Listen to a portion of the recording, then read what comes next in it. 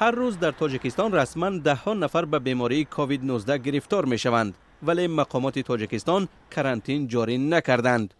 بنابراین ساکنان در کوچه و نقلیات مسافربر آزاد رو و آمد می‌کنند و مشاهده می شود که کم کسی فاصله اجتماعی یا دوری از یکدیگر را رعایت می‌کند.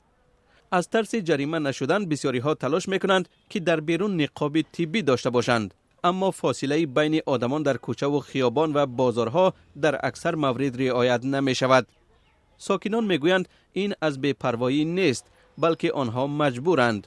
هوا در دوشنبه 35 درجه گرم است و پیاده گشتن زیر آفتاب سوزان غیر امکان است.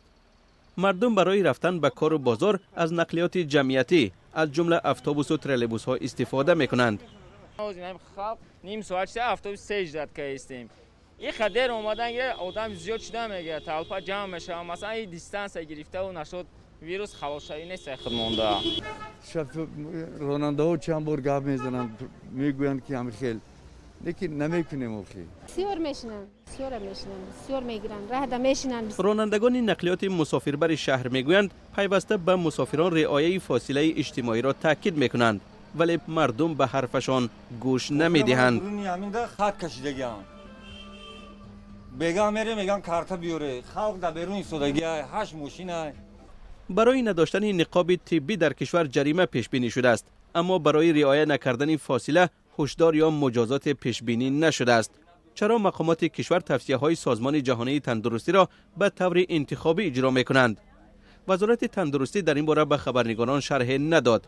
در این نهاد تنها گفتند که مسئله مجازات برای رعایت نکردن فاصله اجتماعی تا حالا نیست. هر خبر گزارش که ما وابسته به کووید در تومانه ها یا که در واسطه تلویزیون منظور بیننده که خواننده میگردونیم، حتما در اخیر متن یا با گپ میزنیم همین طلبات چیه، همین فاصله و بین دیگر شستن دستان. مقامات تاجیکستان هر روز از کم شدن شماره گرفتاران کووید 19 خبر میدهند.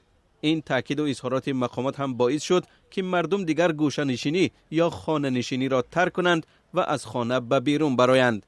اما اکثر متخصصان و پزشکان از آن نگرانند که این وضع میتواند به موج دوم یا خروج دوباره بیماری سبب شود.